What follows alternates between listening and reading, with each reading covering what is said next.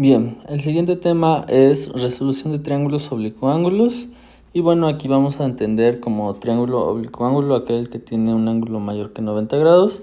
Pero para simplicidad de nosotros, aquí simplemente vamos a resolver triángulos que ya no son rectángulos. Entonces pues necesitamos otras estrategias u otros conceptos para poder resolver estos triángulos, ¿no? Entonces estos triángulos se pueden resolver por medio de algo que efectivamente ya vimos, que es el teorema de Tales, o que ya tendríamos que saber para este video. Y lo que faltaría es entender cómo funciona la ley de senos y la ley de cosenos, que es en lo que se enfoca este tema. Muy bien, entonces la ley de senos y la ley de cosenos pues nos sirven para resolver triángulos que ya no son rectángulos y se ven de la siguiente forma. De hecho aquí están, solo que yo creo que las voy a volver a escribir para que las entendamos. Por ejemplo, para la ley de senos vamos a tener que es A sobre el seno de A. Y es una triple igualdad en donde va a ser igual a B sobre el seno de B. Y es a su vez igual a C sobre el seno de C. O también la podemos escribir al revés. En lugar de que primero vayan los lados, primero pueden ir los ángulos. Y nos quedaría como seno de A entre A es igual a seno de B entre B. Y finalmente seno de C entre C. Es decir, completamente volteada de lo que tenemos en la parte de arriba. Esa es la ley de senos. Y vamos a ver la ley de cosenos. Y en un momento más les explico cómo utilizarlas y cuándo utilizarlas. Entonces la ley de senos se ve de esta forma. En este caso son tres expresiones. Pero vean que, por ejemplo, la primera es c cuadrada es igual a cuadrada más b cuadrada. Noten que hasta aquí pues prácticamente tenemos Pitágoras, ¿no? Y a lo que se le agrega es menos 2ab por el coseno de c mayúscula, que es el ángulo. Entonces vean que es Pitágoras.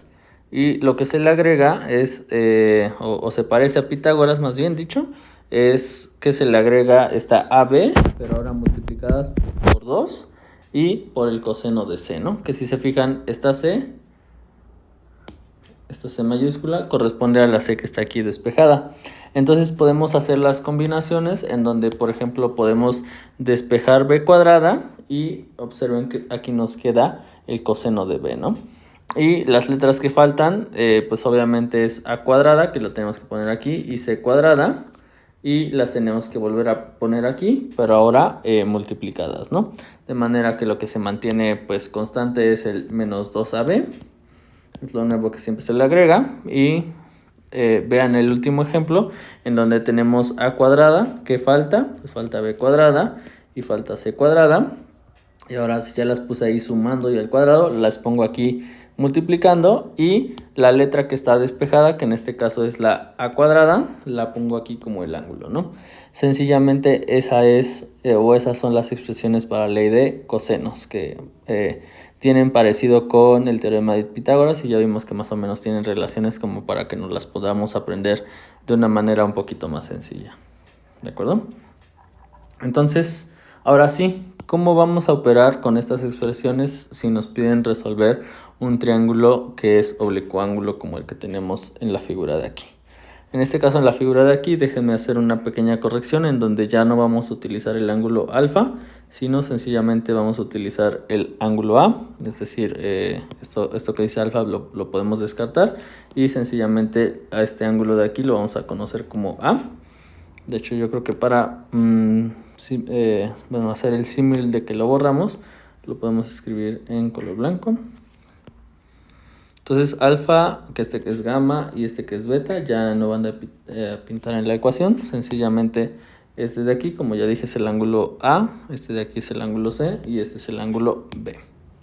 Entonces aquí algo que hay que tener en cuenta, muy en cuenta de hecho, es cómo acomodamos los nombres de los ángulos. Observen, por ejemplo, que si aquí tengo el ángulo A, enfrente tiene que estar su lado correspondiente, que es A minúscula.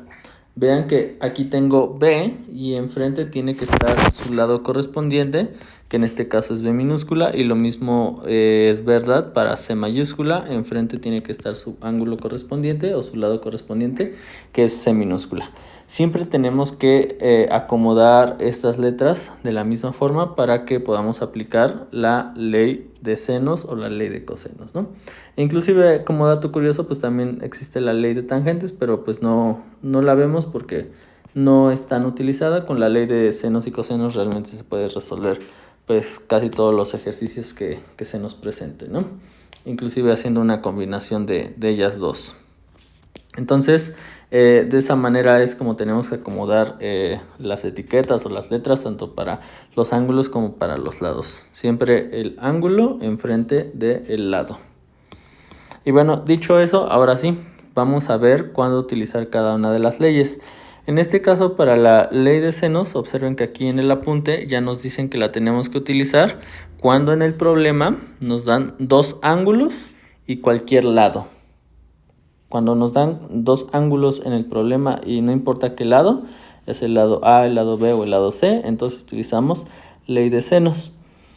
Y el segundo caso donde la vamos a utilizar es cuando nos dan al revés, nos dan dos lados, pero aquí sí nos tienen que dar el ángulo opuesto a uno de esos lados.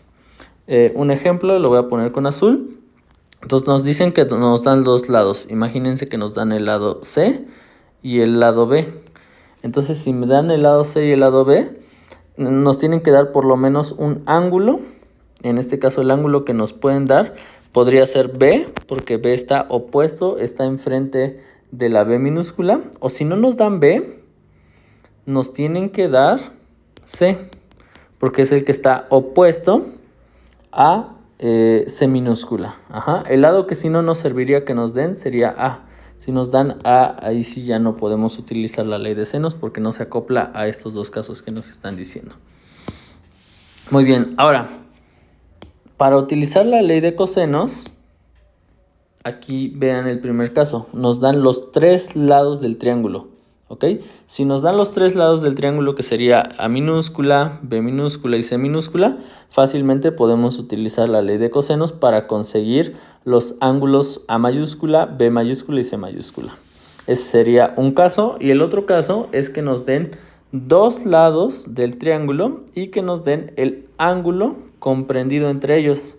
A ver, vamos a analizar ese caso. Por ejemplo, si nos dan dos lados del triángulo, nos podrían dar el lado A y el lado C, pero si nos dan esos dos lados, estoy obligado, lo voy a poner con este verde, a que me den el lado B, porque es el ángulo comprendido o es el ángulo que está entre esos lados.